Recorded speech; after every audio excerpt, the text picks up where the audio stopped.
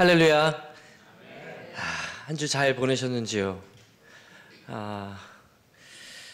제가 많은 설교를 했었지만 오늘처럼 그렇게 마음을 정말 다잡고 이렇게 올라와 본 거는 처음인 것 같습니다. 울지 않으려고요.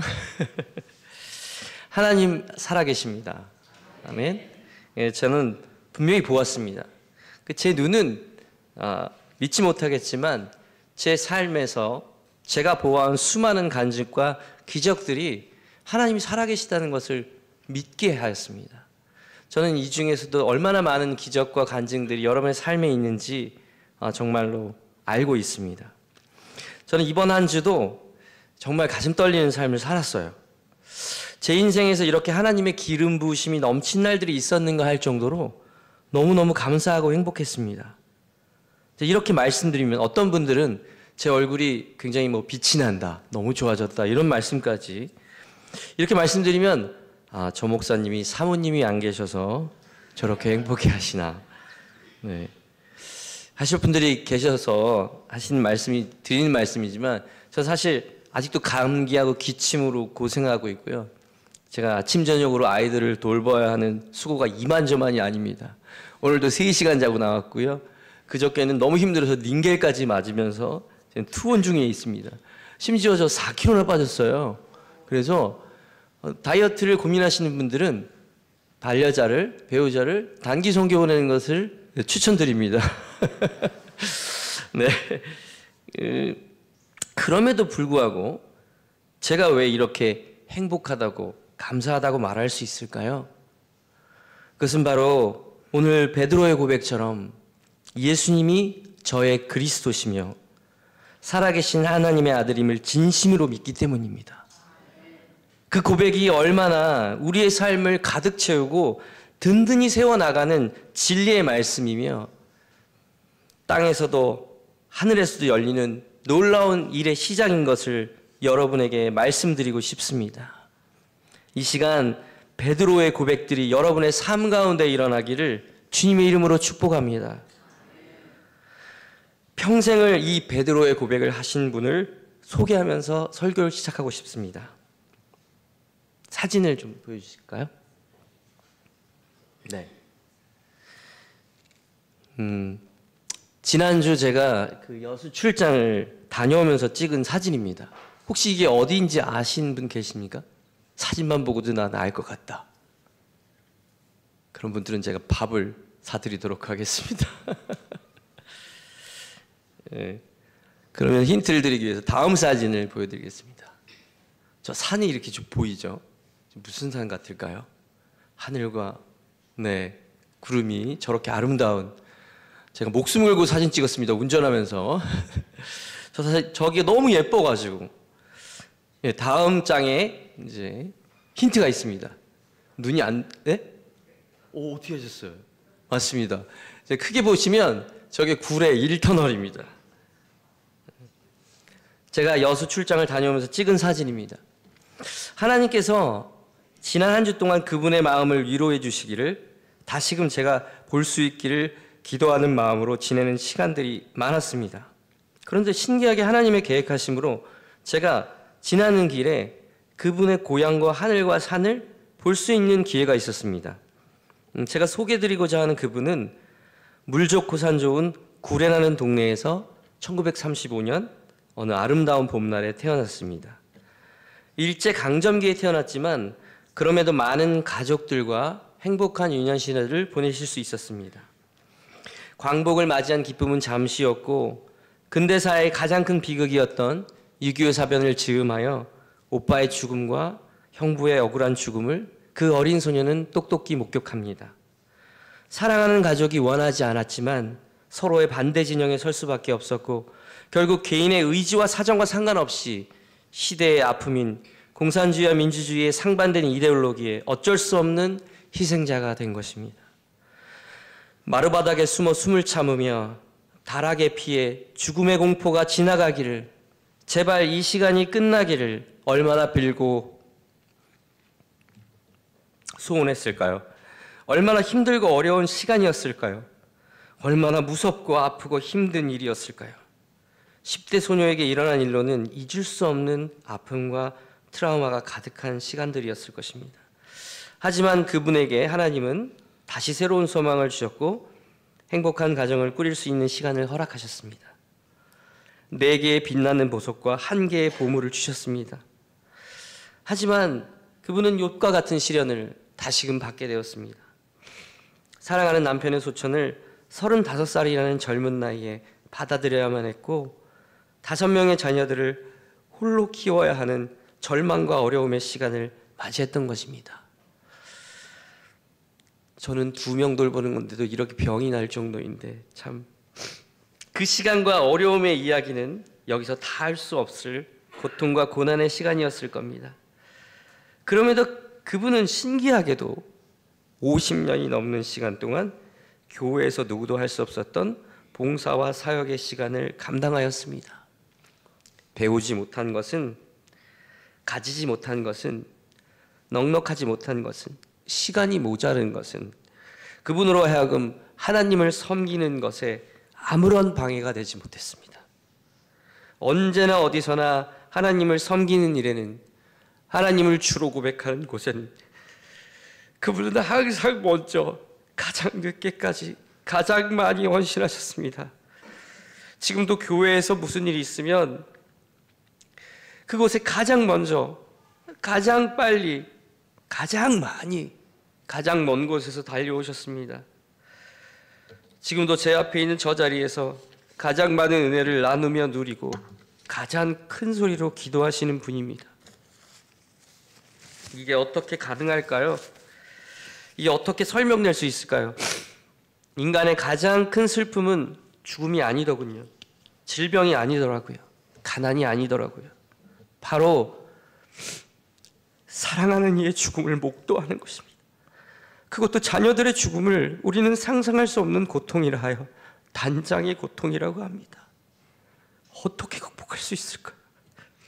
어떻게 이렇게 예배할 수 있을까요? 어떻게 찬양을 드릴 수 있을까요? 이게 사람의 능력일까요? 혈육의 힘인가요? 가능성인가요? 절대로 아닙니다. 그건 바로 오늘 본문에서 예수님께서 말씀하신 대로 이를 베드로가 알게 하신 것은 혈육이 아니라 사람의 능력이나 배움이나 가능성이나 지식이 아니라 오직 살아계신 하나님이시라는 것입니다. 이게 어떻게 설명이 됩니까? 이게 어떻게 위로가 됩니까? 하나님께서 살아계시지 않는다면 절대로 설명되지 않는 일이 바로 오늘 우리에게 증거로 보여지고 있는 것입니다. 오늘 본문에서도 참 기가 막힌 인생이 나오죠. 바로 베드로입니다. 그는 갈릴리에서 고기를 잡던 어부입니다. 죄송합니다. 감기가 심하게 들어 있습니다. 하루하루 살던 인생이었습니다. 목적 없이 소망 없이 그저 살던 인생이죠. 고기가 잡히면 그날은 신나서 배부르고 고기가 안 잡히면 안 잡히나 보다 그런가 하나 의미 없이 하루하루를 보내던 그였습니다.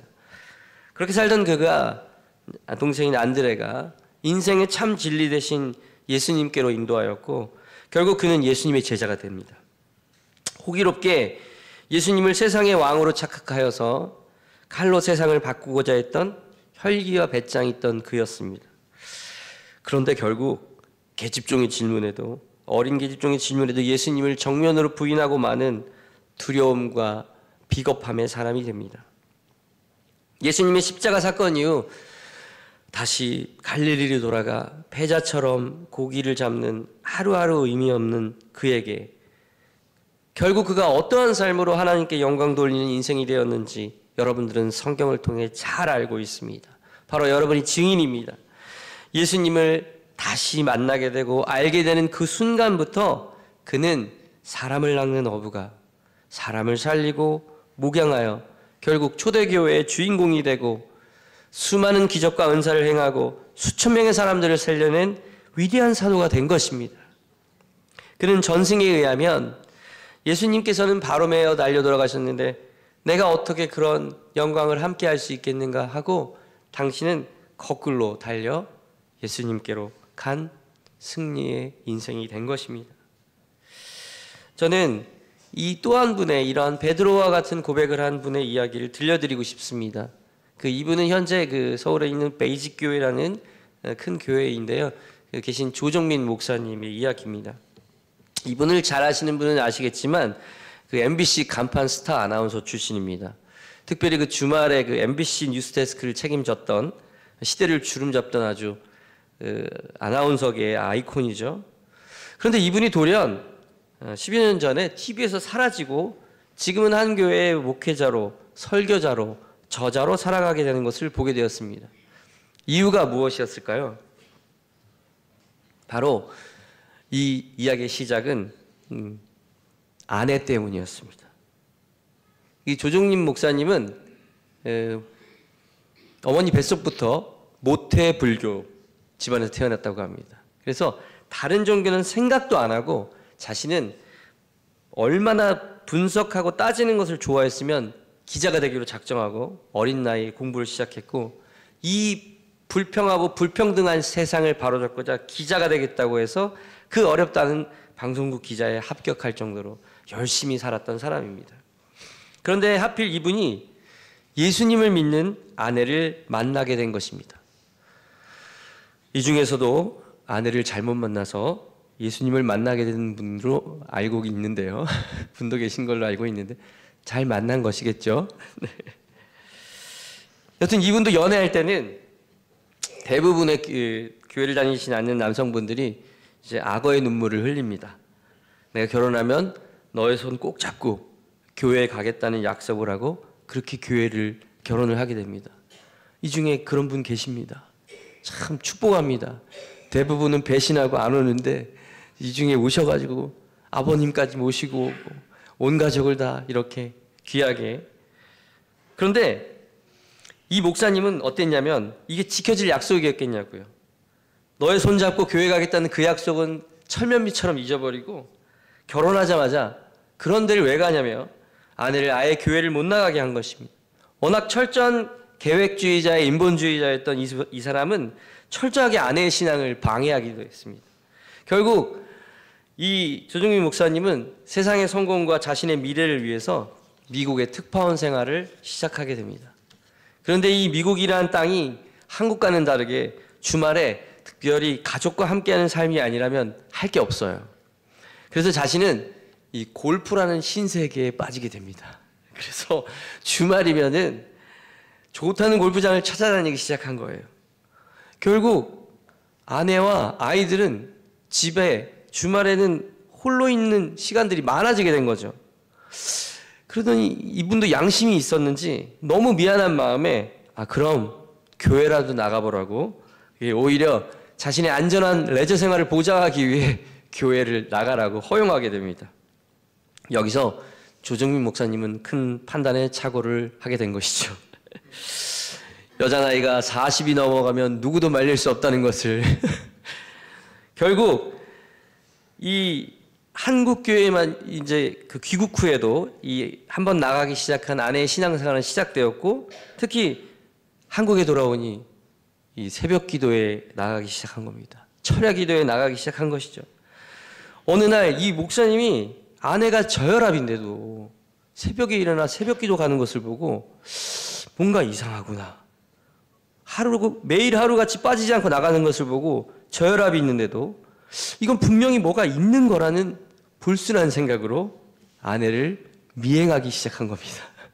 왜냐하면 아시겠지만 이 새벽에 일어나는 게 쉬운 일이 아니잖아요. 근데 매일 새벽에 일어나서 어디론가를 가니 이 목사님은 이제 기자 정신이 발동하여 이건 분명히 밝혀야 할 이유라고 생각한 것이죠. 그런데 그날 처음 아내를 따라가 교회 뒤편에 앉아있는 그 난생 처음 본 교회의 광경은 충격 그 자체였다고 합니다. 이유는 이 새벽에 목소리도 안 나오는 그 새벽에 어떤 분들은 단상 위에 올라가서 막 울면서 소리치고 기도하고, 더 가관인 것은 세상의 뜻도 알 수 없는, 세상에서 들어보지 못한 언어가 난무하다라는 것입니다. 저것은 언어가 아닌데 하면서 결국 이 목사님은 이 현대의 사회에 이런 비이성적인 집단이 존재한다는 것이 사회적 문제라는 판단에 이르렀고 기자 정신으로 이것을 취재를 하기로 작정을 했다고 합니다.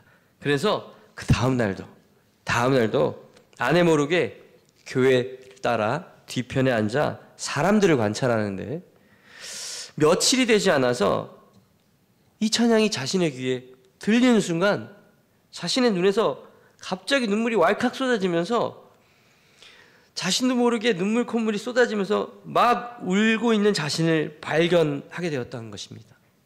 그 찬양이 바로 이거였는데요. 너 예수께 조용히 나가 내 모든 짐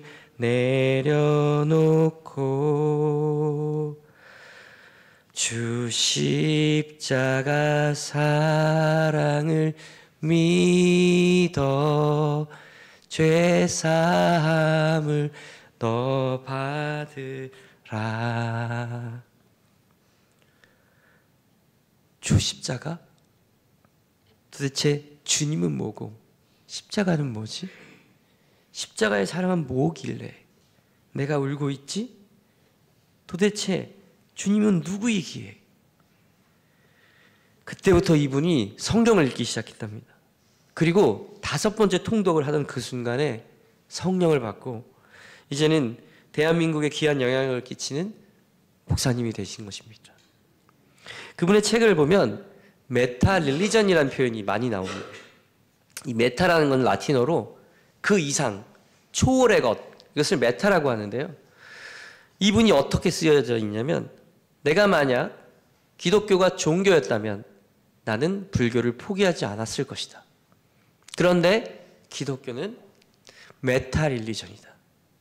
종교 이상의 그 무엇, 사람의 열심, 사람의 지식, 사람의 생각으로는 해석할 수 없는 우리의 상식과 이해를 벗어나는 놀라운 그 무엇이 있다는 것입니다. 아멘입니까? 저는 그것을 진심으로 믿습니다. 사랑하는 여러분, 저는 여기에 수많은 베드로의 고백을 하는 분들을 압니다. 어떤 분은 젊은 시절 사우디와 중동을 오가며 대한민국 가족을 위해 목숨을 걸고 모래바람을 뚫고 일하셨습니다.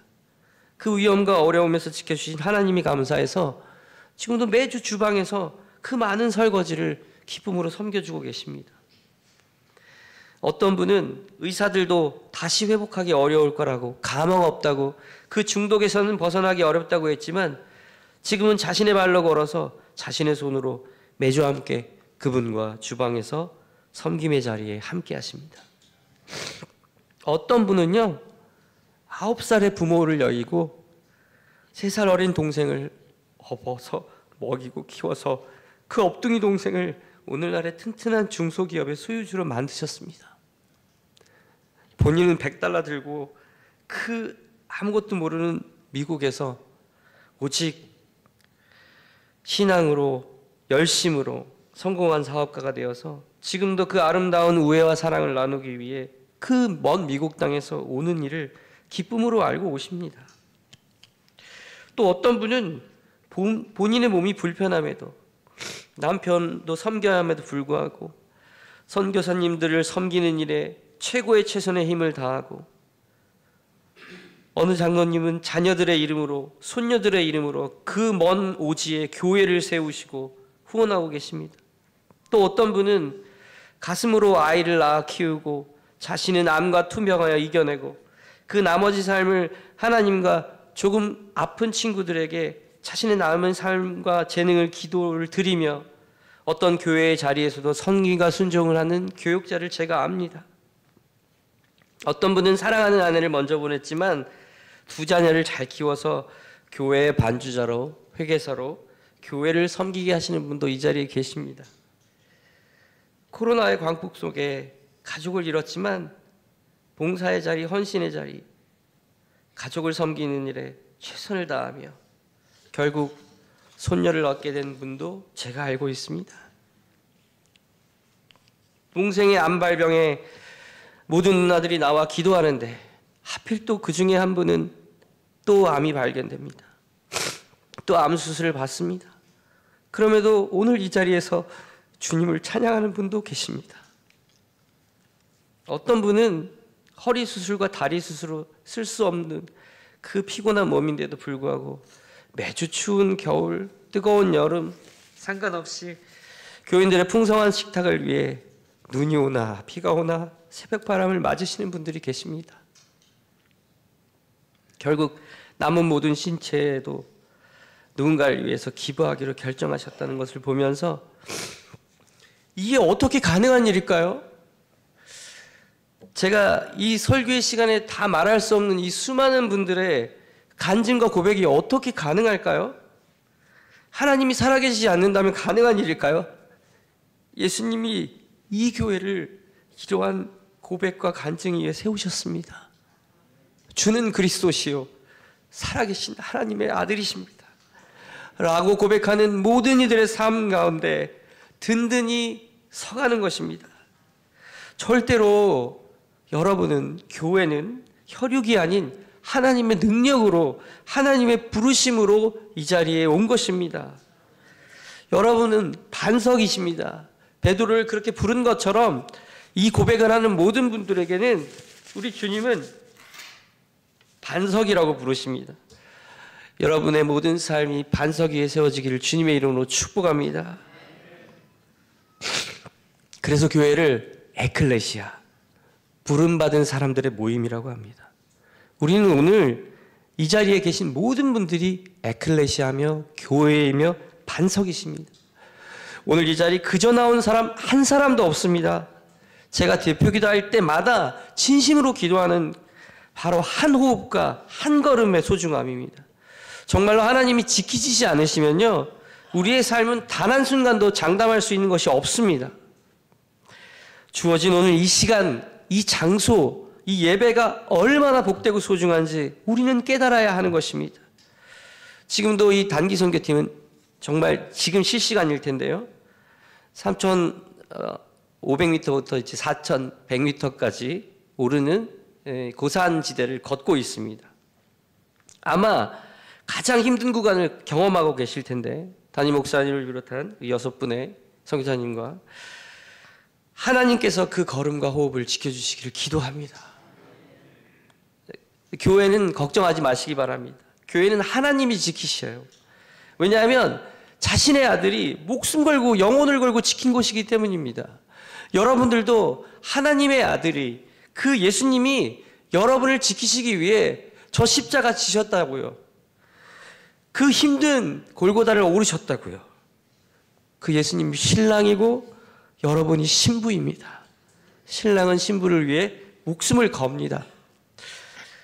앞에서 말씀드린 여인의 이야기를 마지막으로 설교를 정리하고 싶습니다.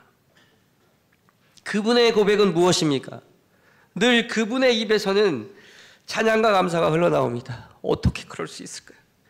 그게 사람의 힘일까요? 혈육의 능력일까요? 본인의 의지일까요? 오직 살아계신 하나님께서 알게 하시고 깨닫게 하시고 이끄신 것이라고 믿습니다. 그 먼 서울의 끝에서 이곳까지 구순에 가까운 여인이 더운 날에도 추운 날에도 비가 오나 눈이 오나 저 자리를 지키시고 계십니다. 저도 사실 좀 교회랑 멀거든요. 멀다는 핑계를 댈 수 없도록, 부끄럽고 창피해서 권사님께 말씀드릴 수 없도록 제가 교회가 힘들 때도 있었습니다. 그만두고 싶을 때는 힘을 내었고, 권사님을 보면서 오늘도 저는 큰 위로와 하나님의 살아계심을 경험합니다.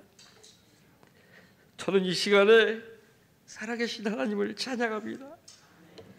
그리고 그분을 만드신 하나님께 찬양과 감사를 드립니다. 이 자리를 빌어 그분을 여러분에게 정식으로 소개하고 싶습니다. 설교의 시간이지만 이 자리를 빌어 저는 그분께 감사의 박수와 감사를 드리고 싶습니다. 우리 조순욱 권사님 잠깐만 일어나 주시면 감사하겠습니다. 괜찮습니다. 제가 기도하면서 준비했습니다. 우리 권사님께 큰 박수.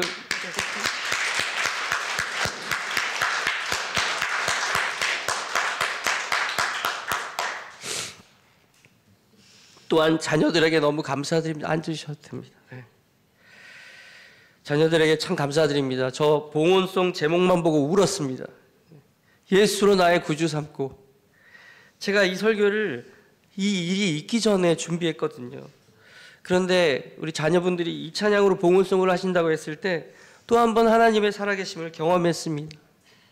남편은 잃어도, 아들을 잃어도 그분은 찬양합니다.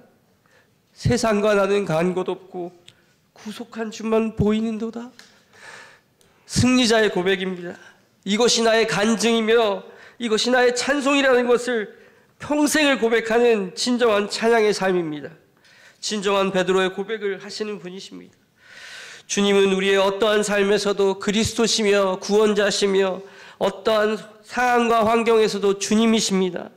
그리고 그분은 살아계신 하나님이시며 지금도 살아계셔서 우리의 생사화복을 관장하시고 때를 따라 도우시며 우리에게 가장 필요하고 중요한 것을 아셔서 하나님의 때에 정확하게 아름답게 이루어 주시는 분이신 것을 우리는 믿습니다.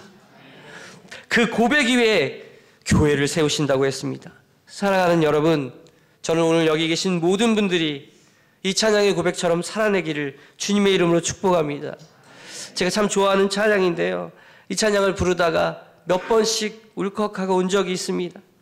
혹시 여전히 여러분의 삶 가운데 어려움이 있거나 주를 섬길 때 너무나 힘들고 어려움이 있을 때 왜 내 삶에 이런 일이 벌어질까? 왜 나만 이러는 걸까? 왜 나에게 주님 이러십니까? 라고 고백할 수밖에 없을 때, 외롭고 눈물이 날 때 주는 그리스도십니다. 살아계신 하나님의 아들이십니다. 고백하며 이겨내시길 주님의 이름으로 축복합니다.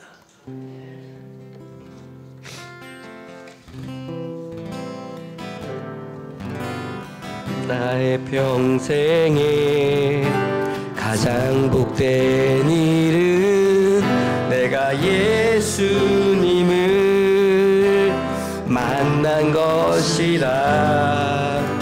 나의 평생에 가장 잘한 일은 내가 예수님을 주로 섬긴 것이라. 아멘. 이 세상 살 동안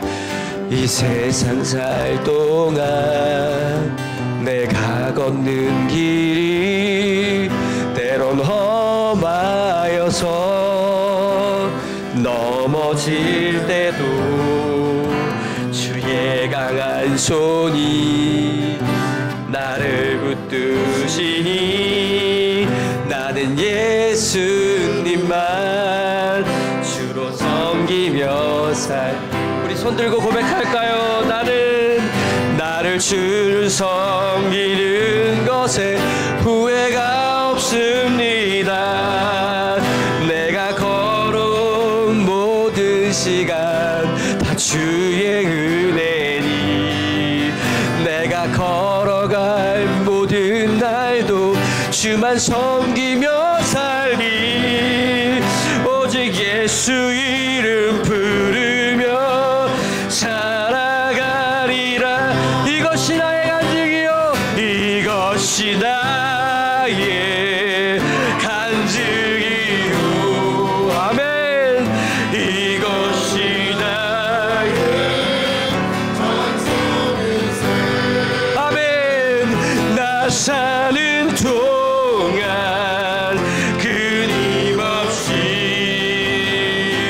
구주를 찬송. 다시 한번 고백합니다. 이것이 나의 간증이요, 이것이 나의 간증이요, 이것이 나의 찬송일세.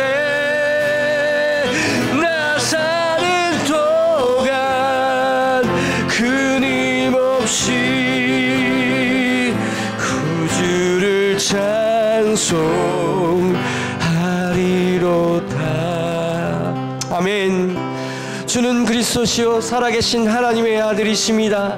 어떠한 상황과 환경 가운데서도 주는 그리스도이십니다. 내 삶의 주인이십니다. 살아계시고 역사하시는 하나님의 아들이십니다.